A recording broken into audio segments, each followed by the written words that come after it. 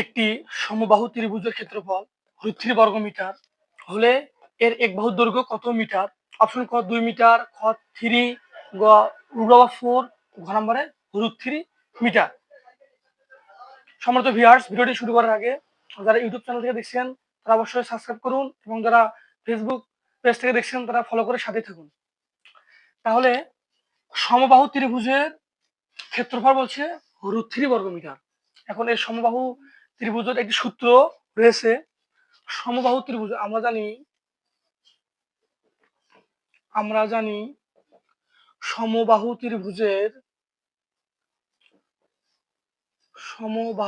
ত্রিভুজের ক্ষেত্রফল সমান √3/4 a স্কয়ার। এটা হচ্ছে সমবাহু ত্রিভুজের ক্ষেত্রফল নির্ণয়ের সূত্র। এখান থেকে আমরা a এর মানটা বের করতে পারবো খুব সহজেই। ভিডিওটি স্কিপ না করে পুরো ভিডিওটি দেখার অনুরোধ রইল। তাহলে যেহেতু এখানে ক্ষেত্রফল √3 দেওয়া আছে, এখন আমরা দেখবো শর্তমতে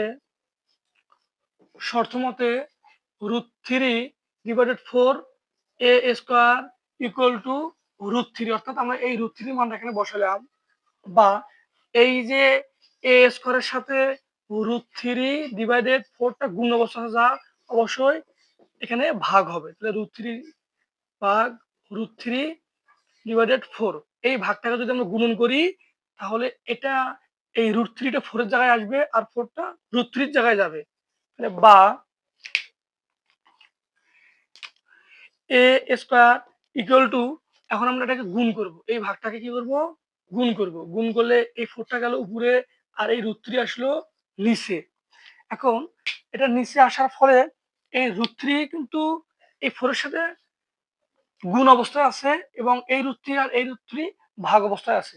এখানে অনেকে বোঝে না, তাহলে এই √3 আর এই √3 এটা সরাসরি ভাগ অবস্থায় আছে আর এই √3 এর 4টা গুণন অবস্থায় আছে। আমরা এখানে এই √3 আর এই √3টা কেটে দিলাম, শুধু এখানে থাকলো এখানে শুধু থাকলো 4। এরপরে বা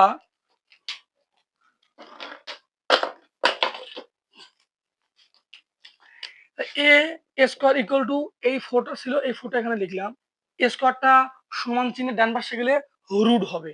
তাহলে a ইকুয়াল টু √4, তাহলে এর মান 2।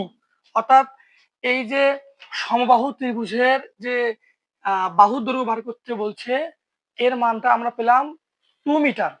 তাহলে সঠিক অ্যান্সার হবে ক নাম্বারটা।